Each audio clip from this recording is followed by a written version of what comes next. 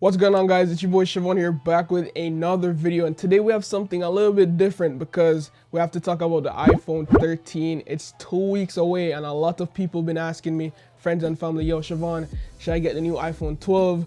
When is the new iPhone 13 coming out? What do you know? Bro, calm down, I got you. There's a couple new features and rumors, nothing too exciting. This year is almost gonna be like the iPhone 12s, but Apple's just gonna call it the iPhone 13 because it sounds new. But there's a couple new features you guys might like. We're gonna talk about all those features, the release date, the new colors, all that good stuff, the pricing. So yeah, without any further ado, let's get started.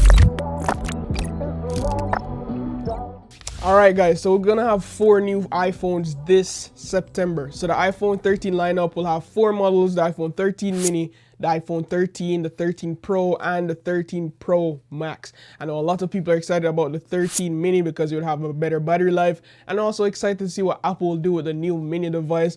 But yeah, look out for 4 new options. You have a lot to choose from. Next up, we have to talk about the display. So we'll be seeing hopefully a 120 Hz ProMotion display. There are tons of rumors of Apple adding the 120 Hz display on the iPhone 12 last year, but that did not happen. So this year though, Apple is rumored to include a 120 Hz high refresh rate display, but I personally think it will be only for the 13 Pro models. So for the 13 Pro and like the 13 Pro Max. If you guys have no idea what like a 120 Hz screen is, basically all the iPhones right now is rocking a 60 Hz refresh rate. So Apple adding this 120 Hz display would make the phone look so much smoother.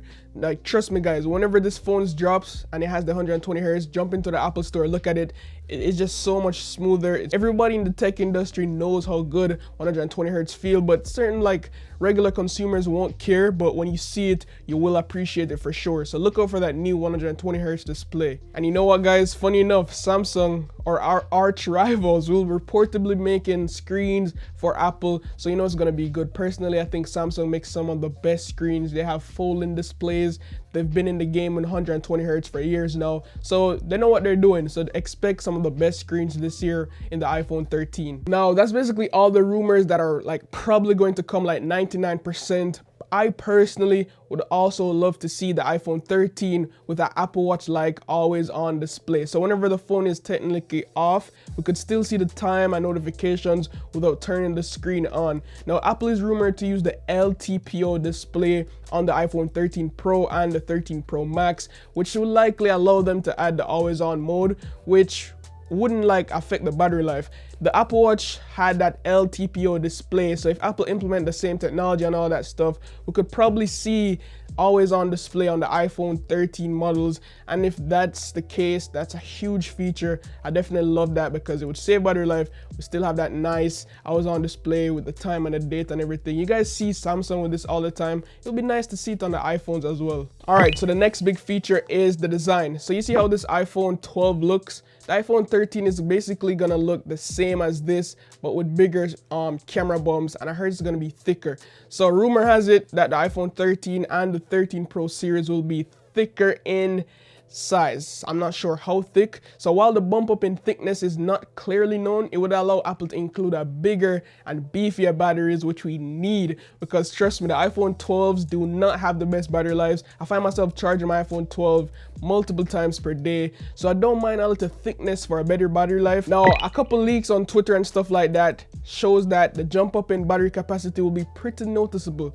The iPhone 13 Pro Max featuring a massive 4,352 mAh battery. For comparison, the iPhone 12 Pro Max only has 3,687 mAh battery. So that will tell you like how big this will be. The iPhone 13 mini will also get a noticeable upgrade. Now if you're wondering, yes, this is the 12 mini right here, and the battery sucks. I said it before. The 13 mini though will get a sizable bump up in battery life to 2,406 mAh from the 2,227 mAh cell that could be found in the 12 mini right here. It's actually trash. Everyone I know who likes the 12 mini always hates the battery life. So thanks to Apple for making this change in the upcoming 13 mini.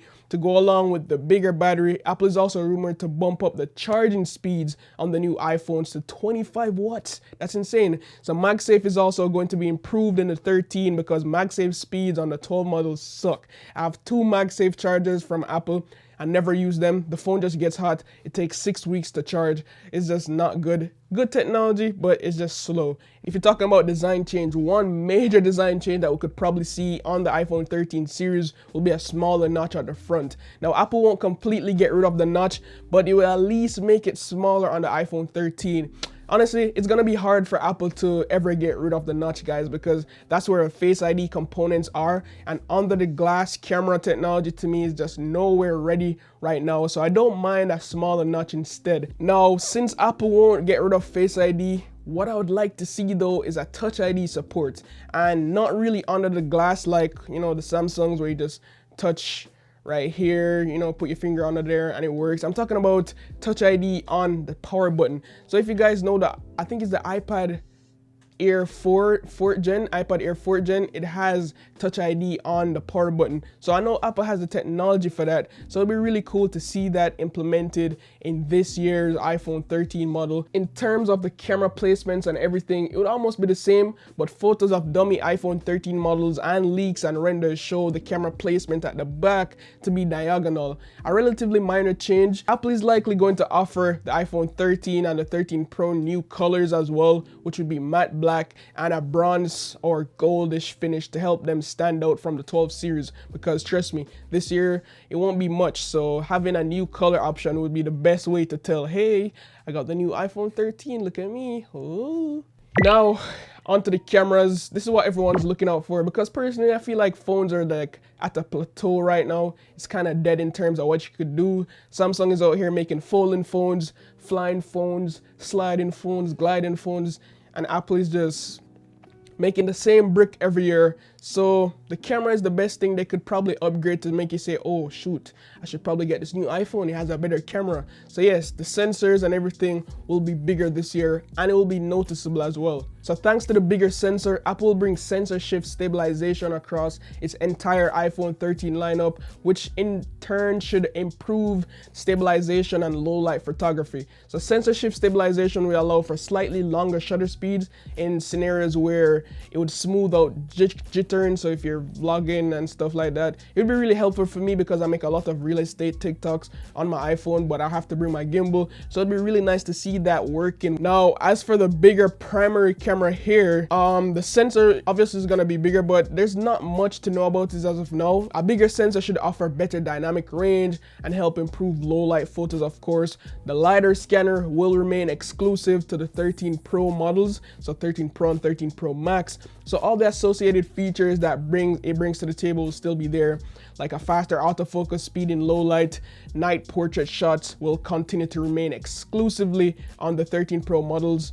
And also, reliable Apple analyst Mi-Ching Kuo has claimed that the ultra-wide camera on the 13 series will feature a wider f1.8 lens with autofocus support. So this should lead to a noticeable jump up in image quality, especially in low light conditions. For comparison, the 12 Pro right here has an ultra-wide camera which has an f2.4 fixed focus lens. So yeah, a little bit of improvements. We're also supposed to be expecting cinematic video on the iPhone 13 Pro models, and basically cinematic video would make the background blur more. So you know, like with professional cameras like this or portrait mode, it has a blurred background and it's software based, but now they'll be adding it to video, so that'll look really cool. I know in Apple, when it comes on to bokeh, it's kind of hit or miss, so I really want to see what they do with this cinematic video, but it would be really cool to see with the LiDAR scanner and all that stuff. It's supposed to be really nice. I'm not sure how good it will be, but it's Apple. Now, in terms of what will be powering this device, no, it's not an M1 chip,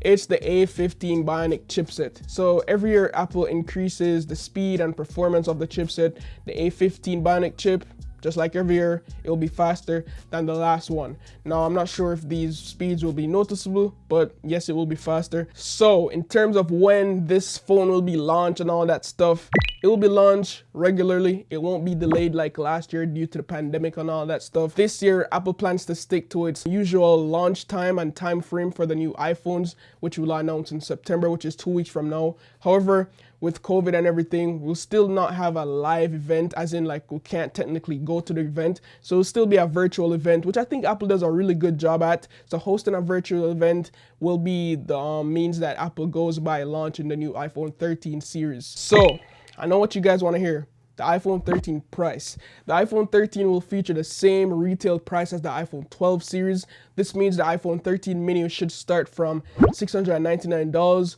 while the iPhone 13 will possibly carry a starting price tag of $799. As for the 13 Pro and the 13 Pro Max, their pricing should start from $999 and $1,099 respectively. I personally will be going for the 13 Pro because I think the 13 Pro Max is just too big. This is the 12 Pro right here. It fits really nice in my hands.